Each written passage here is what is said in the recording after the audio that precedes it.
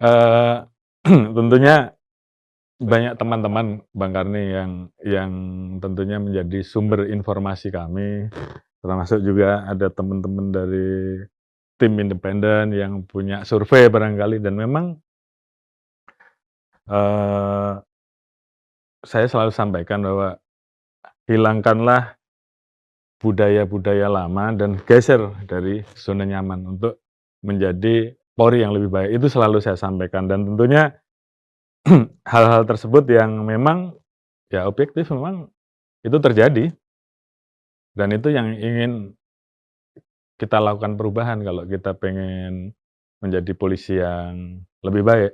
Oleh karena itu, sebagai contoh, misalkan terkait dengan persepsi negatif masyarakat, salah satunya kan terkait dengan masalah penegakan hukum di bidang lalu lintas.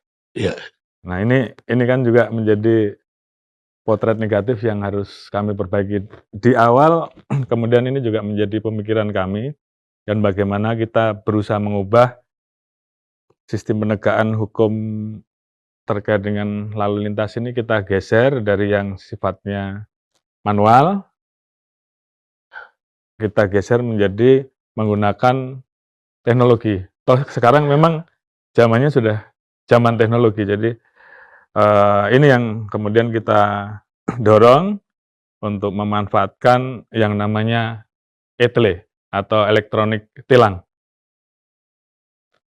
Alhamdulillah dari proses awal sampai dengan sekarang, saat ini kurang lebih 34 Polda. 34 Polda, sudah bisa, menerapkan ETLE, walaupun belum semua kabupaten dan kota, tapi paling tidak perubahan itu ada dan tentunya, ini juga kemudian harus dipahami bahwa ini adalah bagian dari merubah budaya ataupun merubah kultur yang selama ini mungkin, sudah berjalan berapa tahun saya nggak tahu, apakah puluhan tahun, tapi paling tidak itu yang dirasakan oleh masyarakat. Karena setiap saya melihat maka di urutan pertama itu pungli, itu label yang terjadi. Polisi, hal-hal yang tidak disuka, pungli menjadi yang paling tinggi. Jadi itu yang harus kami ubah, kami perbaiki, apalagi dengan adanya peristiwa ini tentunya kemarin,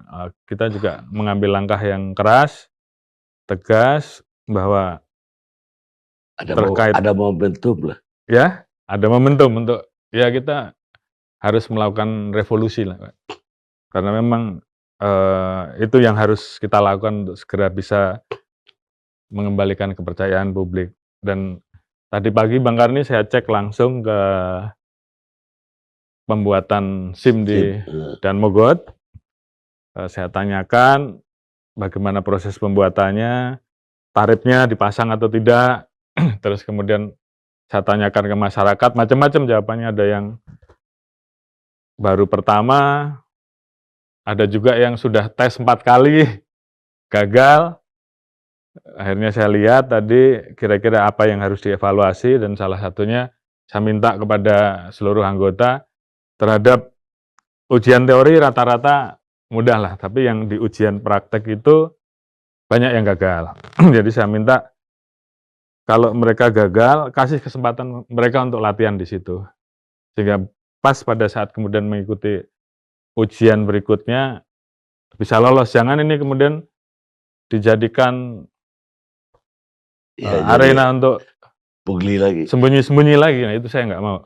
Tadi saya sudah sampaikan ke anggota-anggota hal-hal tersebut dievaluasi, perbaiki, pasang tarifnya supaya masyarakat jelas dan kemudian juga terkait dengan pemanfaatan, teknologi untuk membantu, kualitas pelayanan tanpa harus berinteraksi. Ini yang juga, kami lakukan ke depan. Perpanjangan SIM online saat ini kan sudah bisa dilaksanakan dengan, menggunakan aplikasi Sinar, di kita namanya aplikasi Sinar.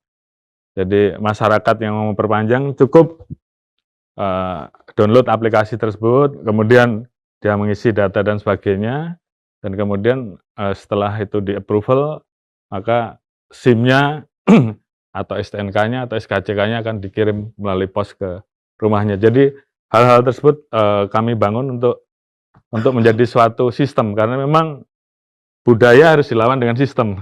Iya, iya. Jadi itu yang saat ini kami bangun, termasuk ke depan untuk pembuatan SIM misalkan, bagaimana kita ke depan memperbaiki dari ujian teori dan praktek ini bisa menggunakan teknologi ya. Jadi nanti di semua tempat, mungkin di gerai-gerai yang kita siapkan, di mall, di tempat-tempat keramaian, itu semua bisa. Masyarakat cukup melaksanakan tesnya di situ, dan kemudian tinggal